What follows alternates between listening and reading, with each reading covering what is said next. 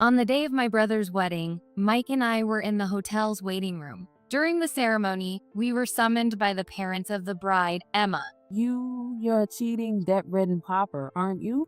It's so embarrassing to have someone like you in the family. They looked at me with disdain. This was baseless slander. Just as I was about to respond, Emma's mother twisted her mouth and spat out ugly words. Poor folks are assigned to standing room only. If you don't like it, leave. Unbelievable. I clenched my fists tightly in shock. At that moment, Mike said lightly, "Shall we go then?" "Yeah, let's." I nodded without hesitation. After stepping outside the venue for a while, my phone started ringing loudly. It was a call from Emma's mother. Hey, you. What's going on here? Emma's mother screamed frantically. She must have been shocked to hear the next program announced by the MC at the venue. This program can't be included. I listened calmly to Emma's mother, who was struggling to. The venue was about to become a disaster. But it wasn't our problem. It was all Emma's own fault. My name is Laura Davis, 31 years old. I got married 3 years ago and live with my husband, Mike. Mike and I have been together since college, so it's been over 10 years. We are like an old couple and hardly ever fight anymore. One day, I got a call from my brother. He told me he was getting married. My brother, Tom, is 25 years old. He works at a major company and has an earnest character. He never had much luck with women, but finally met someone good. I was as happy as if it were my own news, and I couldn't help but smile. I asked about how they met, and Tom and I had a great time talking. Looking back, I had no idea what was coming. That call was the beginning of the incident. Some time passed, and Tom called again, saying he would be passing near our house with his fiancée and wanted to introduce her. I was looking forward to it when the doorbell rang. Long time no see, Laura. Nice to meet you. I'm Emma Brown. Next to Tom, his fiancée Emma greeted us with a smile. Seeing her, I gasped. She was stunningly beautiful, with distinct features and a slim figure. She looked like a model. Tom had told me she came from a wealthy family. As I marveled, Mike came out from the back room. "Long time no see, Tom. Nice to meet you, Emma. I'm Mike Davis." The moment she heard that, Emma's eyes widened in shock as if struck by lightning. She trembled and muttered, Mike Davis. Looking back and forth between us, Emma's expression quickly turned to one of rage. Seeing this, Tom asked, "What's wrong?" Emma quickly regained her composure and hurriedly replied, "It's nothing." For a moment, the atmosphere became tense. But what was that about? After that, we led Tom and Emma to the living room. We had a commonplace conversation while snacking, and nothing seemed out of the ordinary. Eventually, Tom and Emma left after about an hour. Good for Tom. He found a good person. He seems happy. Yeah, but I felt something was off about Emma's attitude. Didn't she glare at us a bit? Do you know her, Mike? Huh? There's no way I know her. I think I've heard the name Emma before, but I don't recognize her face, and I wouldn't forget someone that pretty. At Mike's remark about pretty, I glared at him. Well, given how beautiful she was, I could understand why he'd say that. Maybe she seemed to be glaring because she was nervous. Maybe. I nodded vaguely at Mike's carefree words. Even though I didn't feel right about it, the incident quickly left my mind, because after that, bigger incidents kept happening one after another. I'm home. One day when I came home, Mike was sitting on the living room sofa with a puzzled look. He had some photos in his hand. "What are you looking at? You look serious." These were in our mailbox. He handed me the photos. They showed me entering a hotel, arm in arm with a man I didn't know. What the heck is this? I couldn't help but scream. I had no memory of doing such a thing. I didn't do this. This has to be some mistake. I know. Look closely here. Mike interrupted me, pointing to a part of the photo. It looked like a part of the building, but it was distorted. It's proof that it's been altered. These are fake. Does that mean it's a fraud? The problem is that someone went to the trouble of making these and putting them in our mailbox. Mike's dry voice sent a chill through my heart. Someone did this on purpose, but why? Have you had any trouble with anyone lately? Any fights? No, nothing like that. Are you saying someone holds a grudge against me? That might be a possibility. Mike's casual tone made me uneasy. Shaking off the bad feeling, I denied strongly. Stop it. I have no idea who could do this. Let's just throw these creepy photos away. I grabbed the photos from Mike and tossed them into the trash. Who would benefit from making these photos? It was creepy. But without any clues, there was nothing I could do. I'd just have to forget about it. Or so I thought. But the incident didn't end there. One day, on a weekend, I was vacuuming the living room when the doorbell rang. Yes? I opened the door to find the woman from the house next door. She was a bit older than me, and we chatted occasionally. What's up? The woman looked confused as she handed me a paper. This was in our mailbox. What? I unfolded the paper and was shocked. In big letters, it said, Laura Davis is a cheat and loves men. She also loves shopping and borrows money from loan sharks. What is this? These were in the mailboxes of all the houses around here. I don't know who did it, but... No way. As I muttered in disbelief, the woman continued hurriedly. Of course, I know you're not like that, Laura, but people who don't know you might believe this. So... This is terrible. I need to check if other houses got these too. Thank you for letting me know. I'm sorry for the trouble. Just then, Mike seemed to hear the conversation and came to the door. Morning, Laura. What's going on? Mike, look at this. I showed Mike the paper and explained what the neighbor had told me. Mike's face changed. What the heck is this? What's going on? Who would do this? I don't know, but these strange papers seem to be in other house mailboxes too, so I need to check. I'll come with you. We split up to check the neighbors' houses. Sure enough, most mailboxes had the same paper slandering me. When the homeowners were home, we apologized for the trouble and patiently explained that the accusations were baseless.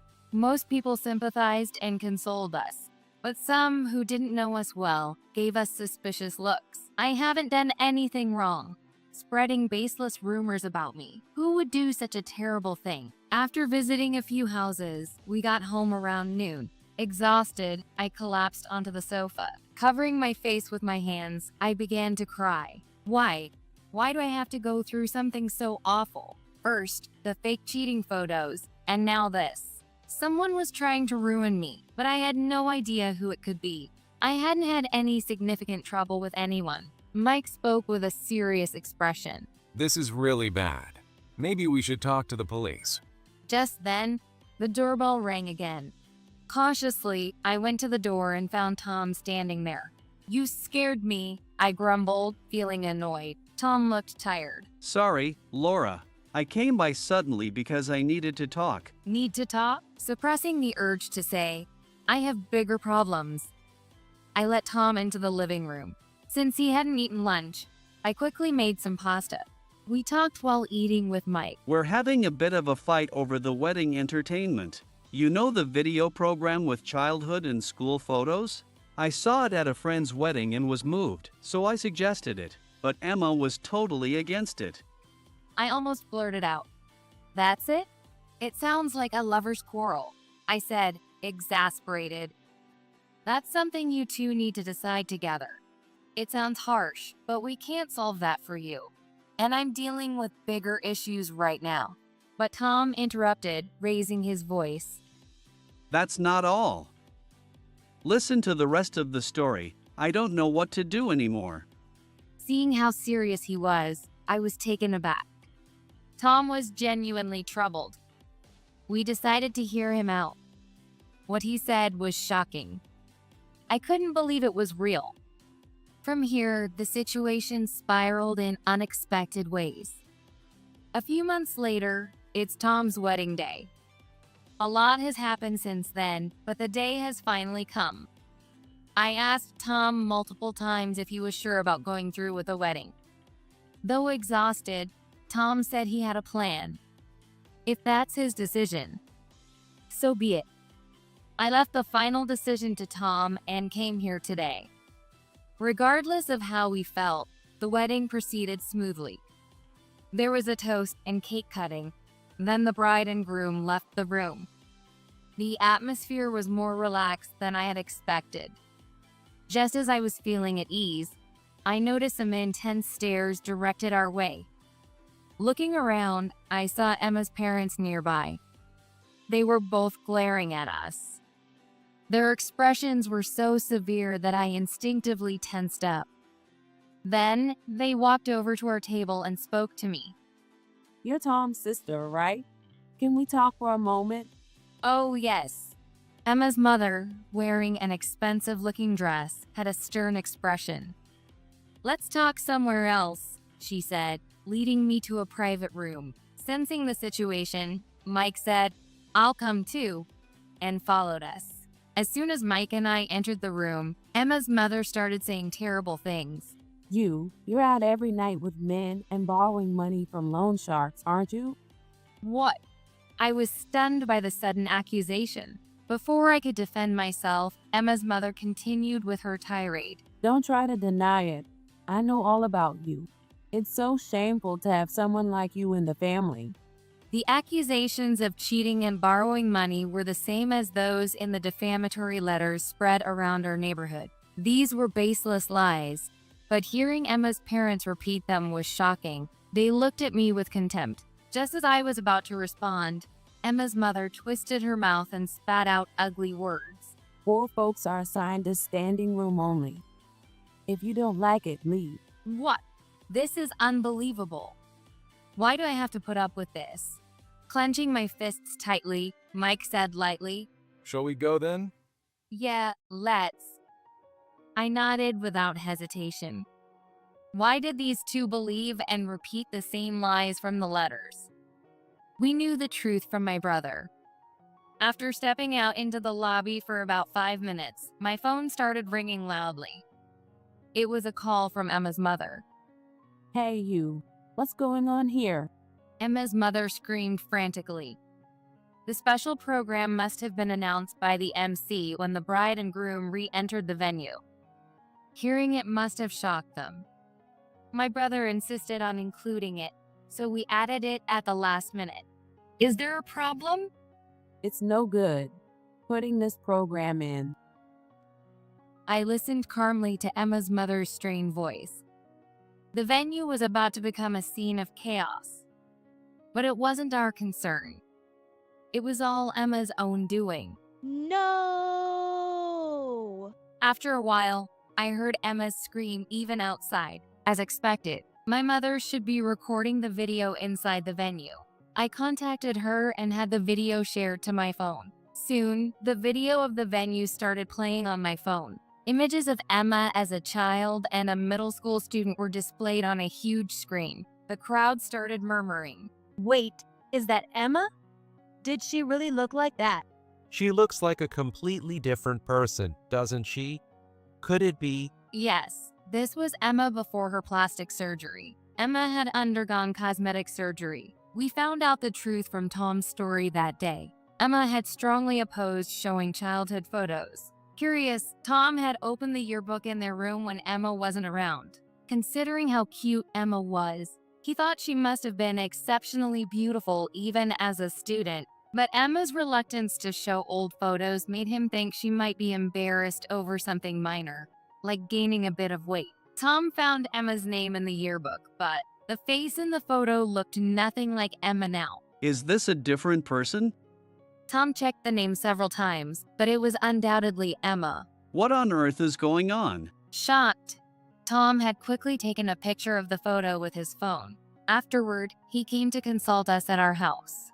At first, Mike and I were skeptical. It seemed impossible that it could be a different person. But the moment we saw the old photos Tom had taken of Emma, at the same time, Mike remembered everything. This girl. Could it be? In his college days, Mike worked as a tutor. He had tutored Emma when she was in middle school. Her face was so different that he hadn't recognized her as the same person. Back in middle school, Emma wasn't exactly cute. She was also much heavier than she is now.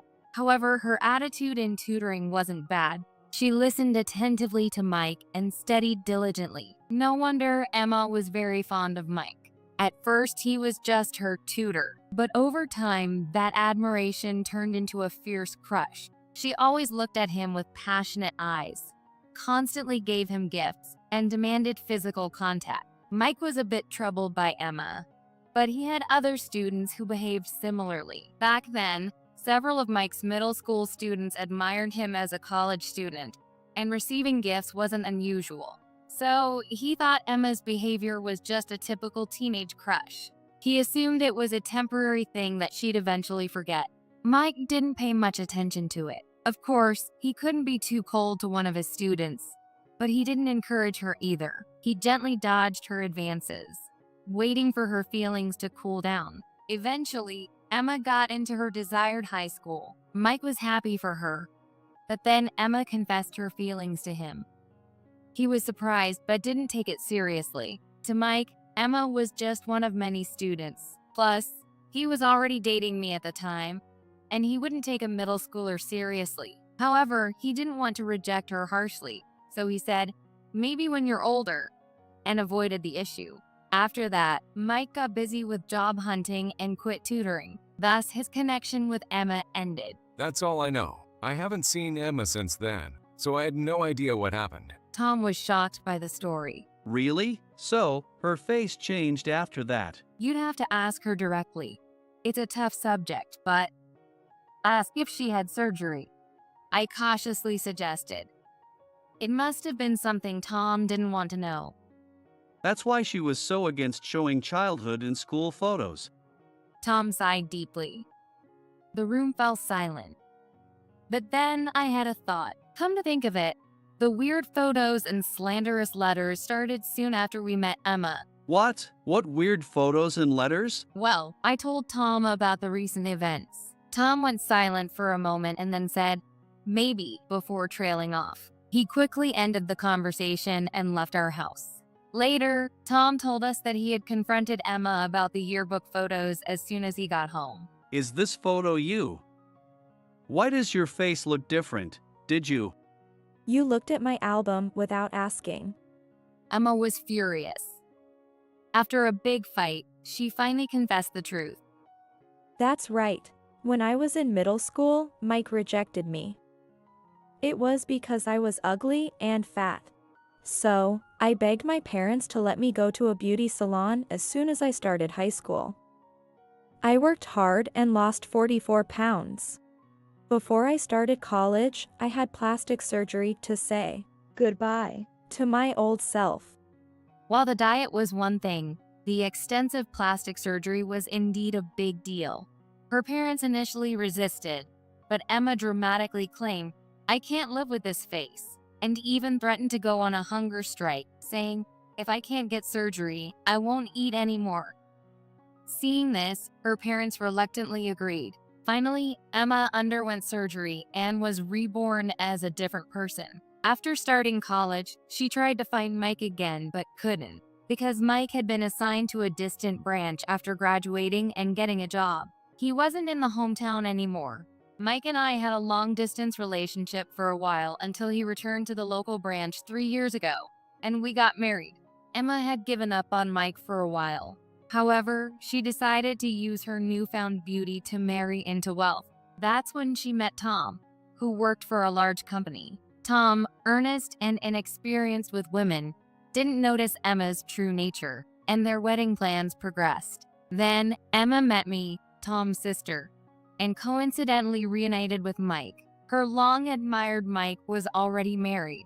Emma was deeply shocked. I've loved Mike for so long. How could he marry a woman like that? Her anger quickly turned towards me. Mike's been deceived by that woman. I know it. She's a worthless woman.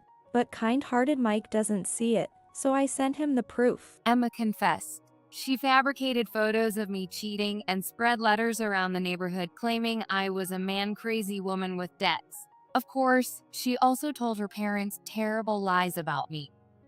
Like I was a cheating woman who borrowed money from loan sharks.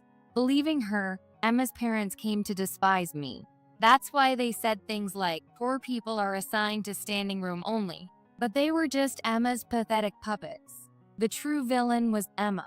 Tom learned the truth from Emma's confession, but still hesitated to call off the wedding. Emma boldly declared, I'm marrying you for money. Tom, you work at a big company, so you have more money than Mike, right? So I'm not canceling the wedding, and I'll keep Mike as my boyfriend.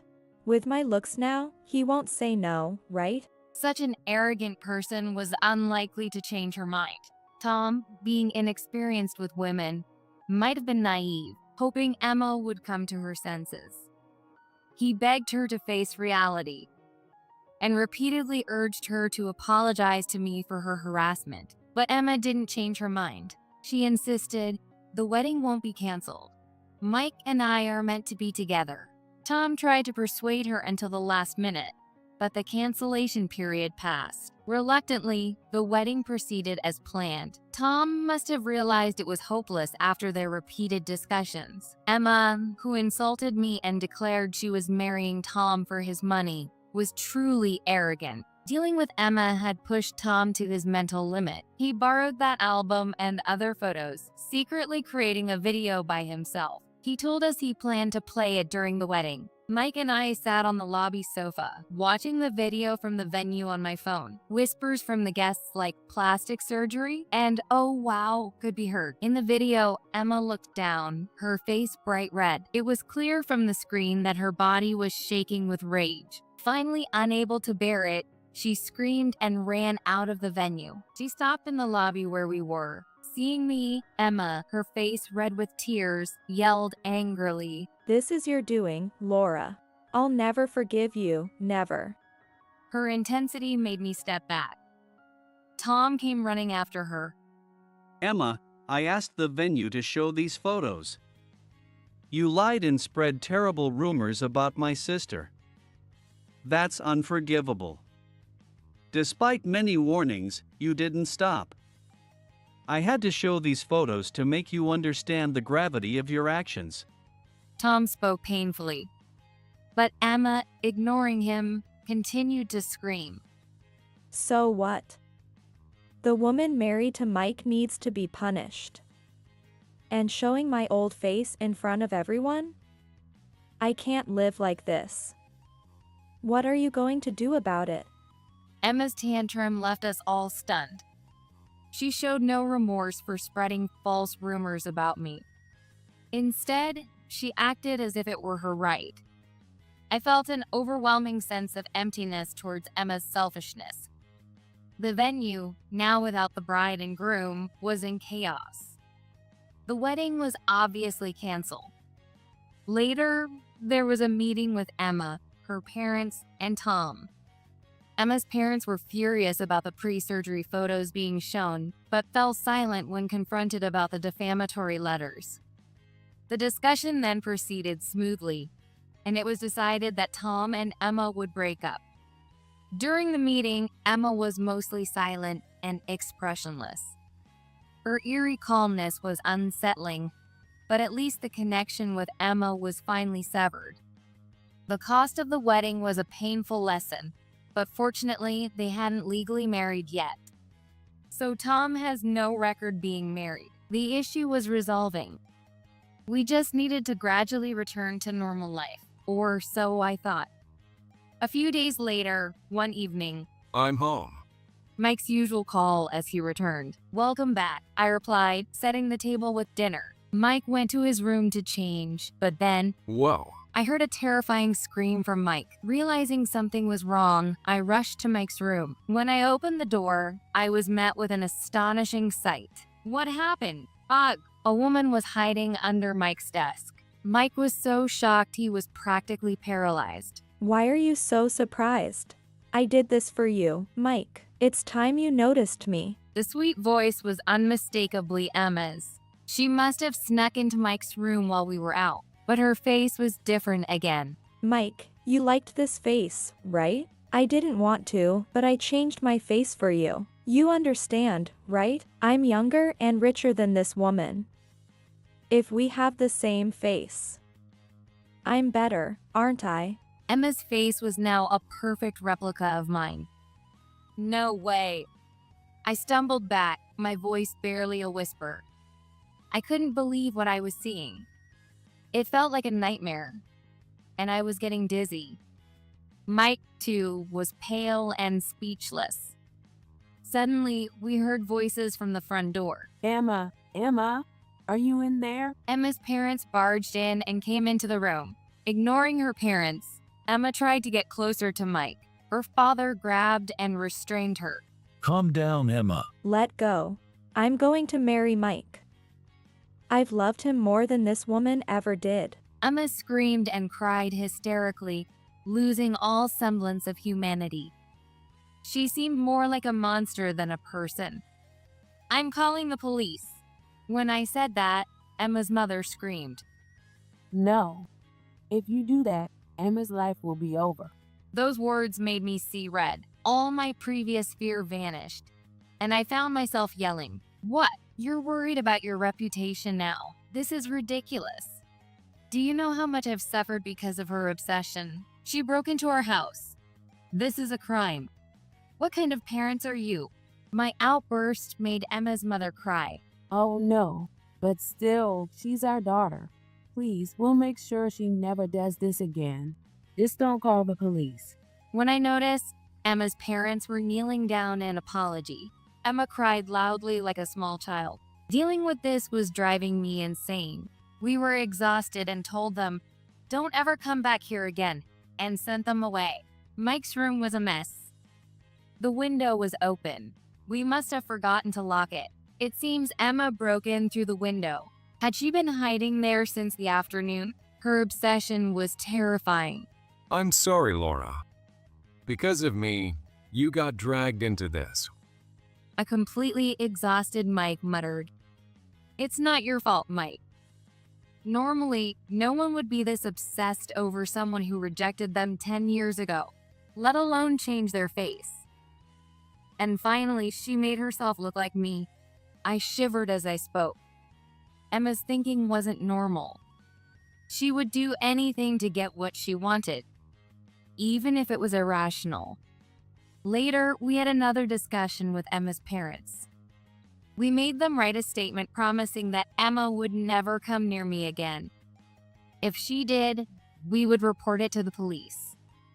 We also convinced Emma to get counseling at a mental health clinic. Her behavior was not normal. She even had the second surgery without her parents' knowledge. Her parents could no longer control her actions, so we had to rely on professionals. It would have been easy to have her arrested for breaking and entering, but unless she corrected her twisted thinking, it would just keep happening. She would keep coming after us. The doctor's diagnosis revealed that Emma had an addiction to plastic surgery and severe mental health issues. She was advised to be hospitalized. At first, Emma refused in a state of confusion, but the persistent persuasion of the doctors and nurses eventually got through to her. She is now in a psychiatric hospital, undergoing treatment with medication and counseling. Thanks to the treatment, she sometimes returns to a normal state of mind. However, she still has gaps in her memory, and it will take a long time for her to return to a normal life. Emma's parents had spoiled her excessively over the years. I hope this experience makes them face her properly and learn to scold her when she's wrong. Since then, I have been going around with Emma's parents to apologize to the neighbors for the trouble. By actively participating in community events, I managed to clear my name. I couldn't live here if the misunderstanding persisted. It took time, but I'm glad things are finally resolved. As for Tom, he was depressed for a while. I'm done with women for a while. I'll focus on my work. Okay, but don't think all women are like this. There are good people out there. All I could do was encourage him. There are countless stars in the sky. He just happened to draw the short straw with Emma, but I'm sure there's a wonderful woman out there who will care for him.